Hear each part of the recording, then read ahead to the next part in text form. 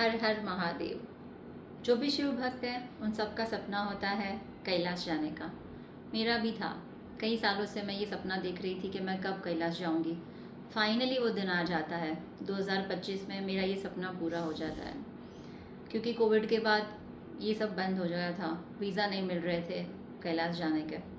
तो 25 में मैंने प्लान किया और मेरी परिक्रमा बहुत ही अच्छी रही। तो काफ़ी लोगों ने मुझे पूछा कि आपने कैसे प्लान किया, आप कैसे गए, तो हमें बताइए। इसलिए मैंने सोचा कि एक डिटेल वीडियो बना के मैं आप सबको गाइड कर दूं, ताकि जब भी आपको मन हो जाने का, अभी तो नेक्स्ट ईयर होगा क्योंकि सितंबर में यात्रा बंद हो जाती है, तो अभी नेक्स्ट ईयर ये होगा प्लान, तो आप इसको देख सकते हैं और अपना प्लान कर सकते हैं। तो सबसे पहले क्या करना है आपको, सबसे पहले आपको मेंटली प्रिपेयर होना है कि आपको कैलाश जाना है।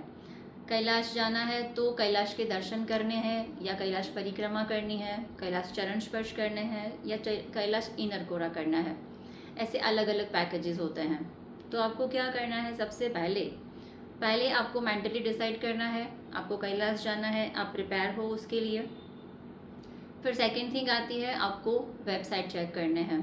वेबसाइट चेक करने हैं, यूट्यूब सर्च करने हैं, वीडियोस देखने हैं, और उसमें से ही आपको एक कोई ट्रैवल को चूज़ करना है। क्योंकि आप इस यात्रा में अकेले नहीं जा सकते, आप इंडिविजुअल प्लान नहीं कर सकते। आप फ्रेंड्स के साथ जाइए, फैमिली के साथ जाइए, वो ठीक है, लेकिन इंडिविजुअल वीज़ा आपको नहीं मिलेगा क्योंकि ये ग्रुप वीज़ा होता है। तो सबसे पहले आपको वेबसाइट से या यूट्यूब से कोई ट्रैवल से कनेक्ट करना है। सबसे पहला काम ये करना है। ट्रैवल चूज़ करने के बाद आपको पैकेज डिसाइड करना है, क्योंकि 2 लाख से लेकर 3.5-4 लाख तक का ये पैकेज होता है। वो डिपेंड करता है कि वो आपको क्या क्या फैसिलिटी दे रहे हैं। तो ट्रैवल चूज़ करने के बाद आपको पैकेज डिसाइड करना है। जैसे मेरा पैकेज था इनर कोरा का, मैंने इनर कोरा चूज़ किया था। इनर कोरा क्या है कि एक नंदी की परिक्रमा होती है। वो आपका पहले जो है आउटर कोरा, यानी कि आपकी पूर्ण परिक्रमा होने के बाद ये जो है इनर कोरा, ये अलग से होता है। तो मेरा पैकेज था 3 लाख रुपए का। 2.5 लाख रुपए का था आउटर परिक्रमा और 50,000 था इनर कोरा परिक्रमा का। हमने पहले इनर कोरा चूज़ किया क्योंकि एक ही ट्रैवल वाला इनर कोरा दे रहा था कि भाई इनर कोरा हम लेकर जाएंगे। तो मैंने सर्च करने के बाद इनर कोरा चूज़ किया। ट्रैवल चूज़ करने के बाद सबसे पहला आपको काम करना है, वो एक नॉमिनल अमाउंट लेंगे ताकि आपका बुकिंग कंफर्म हो जाए। उसके बाद आपको फिज़िकल फिटनेस सबसे पहला जो ध्यान रखना है। अगर आपको परिक्रमा करनी है तो, अगर परिक्रमा करनी है तो आपको फिज़िकल फिटनेस का ध्यान रखना है अपना। एक एज लिमिट, ये लोग बोलते हैं कि एक एज लिमिट के बाद आप परिक्रमा नहीं कर सकते, पर हमारे साथ जो परिक्रमा करी एक अंकल ने, वो 59-60 के थे ऑलमोस्ट, उन्होंने अच्छे से परिक्रमा करी। और ये भी मैंने सुना था कि 25 के जो एज की गर्ल थी उससे परिक्रमा नहीं हुई। तो ये डिपेंड करता है आपकी हेल्थ के ऊपर।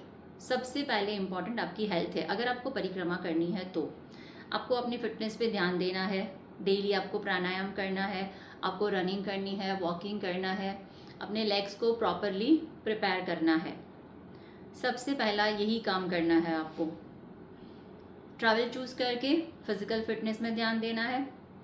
उसके बाद आता है आपका पैकेज। ठीक है, पैकेज में आपने नॉमिनल अमाउंट पे कर दिया, फिर ट्रैवल वाले आपको उस ग्रुप में ऐड कर देंगे। और उस ग्रुप में ऐड करने के बाद आपको चूज़ करना है कि आपको कौन सी सीज़न में जाना है। ये यात्रा जून से शुरू हो जाती है, टिल सितंबर तक रहती है। तो मैंने सितंबर चूज़ किया था क्योंकि मैंने सुना कि जून जुलाई में बहुत बारिश होती है और वहाँ पे कोई प्रेडिक्शन काम नहीं करते हैं। अगर आपने डिसाइड किया कि भाई आज हम जाएंगे और सडन बारिश हो गई तो आपकी यात्रा कैंसिल हो जाएगी। तो मेरा ऐसा मानना है कि जून जुलाई आप ना लेके सितंबर में प्लान करो। अगस्त एंड में प्लान कर सकते हो, सितंबर में प्लान कर सकते हो, तब बारिश के चांसेस कम होते हैं। इसलिए सितंबर बेस्ट रहता है अगर आपको परिक्रमा करनी है तो। एक और इम्पॉर्टेंट बात मैं आपसे शेयर करना चाहती हूँ। जैसे कि मैंने ट्रैवल चूज़ किया था, उसमें चरण स्पर्श और इनर कोरा, उसके लिए मैंने पैकेज चूज़ किया था, लेकिन उन्होंने मेरे से एक चीट कर दी। इनर कोरा के लिए 50,000 एक्स्ट्रा पे करना था जो पहले से डिसाइडेड था। ओके, हमने 2.5 लाख रुपए पे किए आउटर परिक्रमा के लिए। आउटर परिक्रमा उन्होंने करवाई लेकिन चरण स्पर्श कैंसिल कर दिया। कुछ ना कुछ वहाँ जाके बहाने बना दिए कि मना कर दिया है, चरण स्पर्श नहीं होगा, और अगर आपको जाना है तो रात को 3 बजे जाके करके आओ, जो कि पॉसिबल नहीं था। 3 बजे वहाँ पे बहुत अंधेरा होता है, बीच में खाई है, पानी है, कुछ भी हो सकता है, तो रात को 3 बजे जाना पॉसिबल नहीं था। इसलिए ये उन्होंने एक मेरे साथ चीट किया कि रात को 3 बजे चरण स्पर्श करके जाओ, जो कि पॉसिबल नहीं था। और सेकेंड डे हमारा बहुत ही टफ वाला ट्रैक था, तो इसलिए हमने वो कैंसिल कर दिया कि 3 बजे जाएंगे तो हम नेक्स्ट डे 22 किलोमीटर का जो लंबा वाला ट्रैक है वो कैसे करेंगे। और उसमें ये भी हमारे साथ एक चीट किया कि हमें बोला कि 50,000 जो आपका इनर कोरा का परिक्रमा का जो पेमेंट है वो आपको डॉलर में ही देना है। तो ये भी हम बहुत बार सोच रहे थे कि जब हमें आपको ही पे करना है तो हम डॉलर में क्यों पे करें, जबकि चाइना में तो युवान चलता है, तो हम युवान में पेमेंट क्यों नहीं करना है। युवान में पेमेंट नहीं करना है ना, आपको इंडियन रुपीज़ में पे करना है, आपको डॉलर में ही पेमेंट करना है कंपलसरी। तो वहाँ पे पहुँचने के बाद हमें डॉलर में उन्होंने हमसे पैसे लिए, जो कि थे $460 अलग से। तो इतना अमाउंट उन्होंने बोला कि भाई आज दे दो, आज दे दो, आज दे दो, कंपलसरी। हमने सबने 20 जने थे हम सब ने वो अमाउंट जमा कर दिया। फिर उनको पता ही था कि इनर कोरा नहीं होने वाला है, तभी भी हमने जब बोला कि जब इनर कोरा नहीं हो रहा है तो अब हमें पेमेंट वापस कर दो, तो उन्होंने क्या किया, काठमांडू जाके हम आपकी पेमेंट कर देंगे। काठमांडू पहुंच गए, सब कुछ सर्टिफिकेशन सब हो गया, लेकिन उन्होंने हमारे डॉलर में हमें रिटर्न नहीं करे पैसे। फिर रात को 3 बजे हमको बोला गया कि डॉलर तो नहीं है मेरे पास, आप इंडियन रुपीज़ में ले लो पैसे। तो इंडियन रुपीज़ में जब हम क्यों ले पैसे, जब हमने डॉलर में पेमेंट किया था। तो ये एक चीट हो गया हमसे। तो मुझे ऐसा लग रहा है कि जब भी आप ट्रैवल चूज़ करो तो मेक श्योर करो कि जो भी वो इटिनरी दे रहे हैं वो फॉलो कर रहे हैं कि नहीं। हमारा ट्रैवल था 15 डेज़ का, उन्होंने कंप्लीट कर दिया 12 डेज़ में। 3 दिन उनके वो माइनस हो गए, होटल का भी माइनस हो गया, फूड का भी माइनस हो गया, सारे अरेंजमेंट माइनस हो गए। पर हमारा पैकेज तो सेम ही था 2.5 का, जो उन्होंने सेम रखा। तो ये बात बहुत मैं बोलूँगी कि आप जो भी ट्रैवल वाले चूज़ कर रहे हो, इटिनरी डे 1 से लेकर डे एंड तक आपको ध्यान रखना है कि वो फॉलो हो रही है कि नहीं। तो पहले से ही आपको जो भी कंडीशंस अप्लाई हैं वो आपको पूछ लेने हैं उनको, वरना वो क्या करते हैं, वहाँ जाके बोलेंगे चाइना में ऐसा होता है, चाइना के साथ तो ऐसे ही होता है, चाइना वाले ऐसे ही हैं। तो ये बात ना हो, इसका आपको ध्यान रखना है।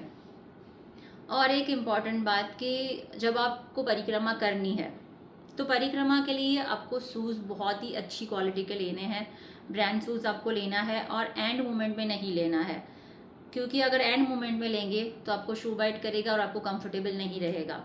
वाटरप्रूफ शूज़ होना बहुत ज़रूरी है, कई बार आपको आइस पे भी चलना पड़ेगा, तो उसके लिए आपके शूज़ बहुत इंपॉर्टेंट है। मैं तो ये चाहती हूँ कि अगर आपको परिक्रमा करनी है तो वो शूज़ आप 1 या 2 मंथ पहले ही बाय कर लो, फिर उसी से आप वॉक करो, ताकि आपको उस शूज़ की प्रैक्टिस हो जाए।